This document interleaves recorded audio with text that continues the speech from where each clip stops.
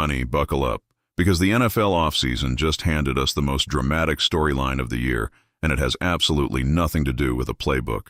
Welcome back to the channel, and if you are new here, hit that subscribe button and smash that like button right now, because we are about to get into all of it. Today's tea is piping hot, freshly brewed, and it involves one of the most electrifying young wide receivers in the entire National Football League. We are talking about Puka Nacua, the Los Angeles Rams sensation who took the league by absolute storm and made every fantasy football manager in America fall head over heels in love with him. But right now, darling, the field is the last thing on anyone's mind. Let's set the scene, shall we? While most NFL players are spending their offseason doing light workouts, vacationing in Cabo, or posting thirst traps on Instagram, Puka Nacua has been checked into a holistic care clinic in Malibu, California. Yes, you heard that right. Malibu. Because apparently when you are a rising NFL star dealing with some very, very public personal drama, you do not just take a spa day. You go full wellness retreat in one of the most expensive zip codes in the entire United States.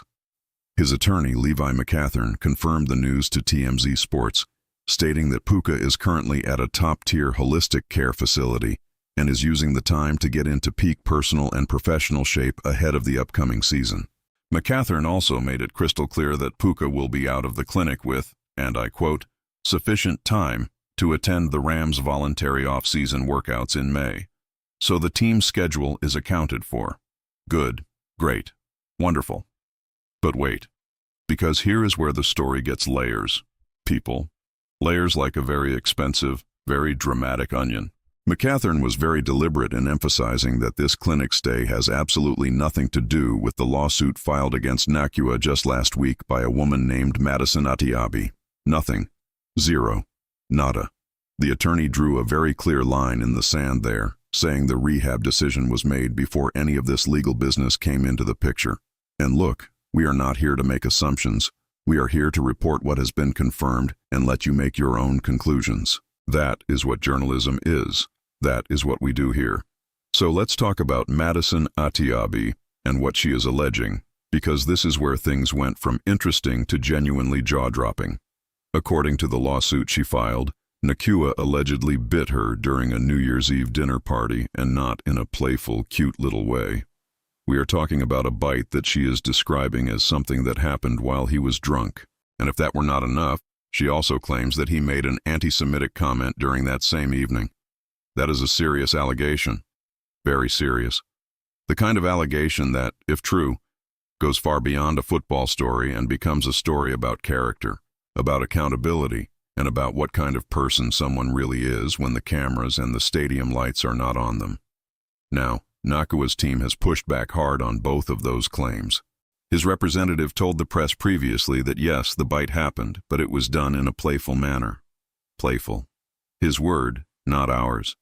And as for the anti-Semitic comment, his camp has denied that completely and emphatically. Denied it. Full stop. Here is another twist that you need to know about because this situation has more turns than a soap opera with a new showrunner.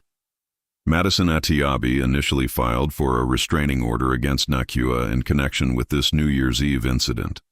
She filed it. It was filed. And then she withdrew it. She pulled it back. Now she has gone ahead and filed the civil lawsuit instead, and Puka Nacua, through his legal team, has said he is going to countersue.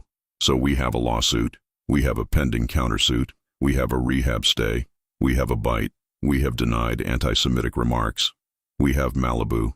This is genuinely one of the more chaotic off-season stories in recent NFL memory, and the season has not even started yet. And then there is the video. Because of course there is a video. TMZ, bless their relentless little hearts, obtained footage from that New Year's Eve night, and what it shows is Madison Atiabi dancing inside a Sprinter van while Puka Nacua was reportedly passed out nearby. Now, we are not legal analysts. We are not here to tell you what that means for anyone's case. But what we can tell you is that the video exists, it has been published, and it is part of the public record of this evening now. Make of that what you will. Meanwhile, back at the Malibu Holistic Retreat, Puka Nacua is apparently doing just fine. McCathern shared that Puka is deeply grateful for the support he has received from his family, his friends, head coach Sean McVay, and his Rams teammates. And that right there is notable because Sean McVay is not exactly someone who tolerates distractions lightly. The fact that McVay's name is being invoked as a source of support rather than a source of frustration tells you something about where this organization stands with their young star, at least publicly. Let's also take a moment to remember who Puka Nacua is on the football field, because it would be genuinely irresponsible to talk about him without acknowledging just how talented this young man is.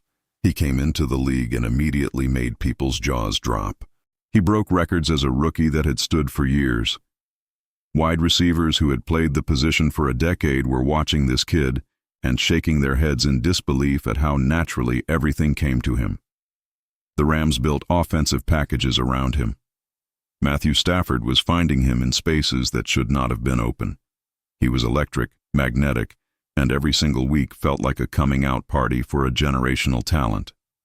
That is the player at the center of all of this. That is who we are talking about. A young man with the entire NFL world at his feet, now navigating some of the most complicated personal turbulence that any athlete his age has had to deal with in public. And that is the thing about being famous, is it not? You cannot compartmentalize it. You cannot say my football life is over here and my personal life is over there. Not when TMZ has a Sprinter van video. Not when lawsuits get filed and attorneys start issuing statements. Not when the whole internet is watching and waiting for every single update. The pressure that comes with that level of public scrutiny is something that most of us will genuinely never understand. And whether you are sympathetic to Nacua or critical of him or somewhere in between, you have to at least acknowledge that the fishbowl he is living in right now is one that very few people ever have to experience. The Rams off-season program kicks off in May, and McCathern has already confirmed that Puka will be there. So from a pure football standpoint, the organization is not sweating his availability. He will be on the field. He will be in the building. He will be catching balls and running routes and doing everything that made him a household name in the first place.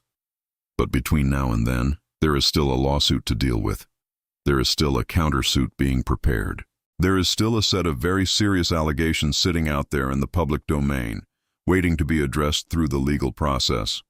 The New York Post was first to break the news about Nacua's clinic stay, and since then the story has taken on a life of its own across every sports media outlet and celebrity gossip platform in existence, which, honestly, should surprise absolutely no one.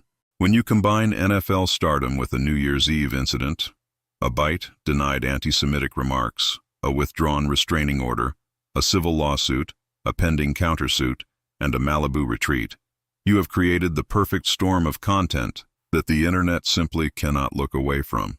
What happens next? That is the question everyone is asking. Does the countersuit go forward? Does this settle quietly behind closed doors with NDAs signed and everyone moving on? Does more information come out about that evening, about the video, about what exactly happened between Nacua and Atiabi? We do not have those answers yet. Nobody does. But we will be watching. We will be here. And the moment anything new drops, you will hear it on this channel first.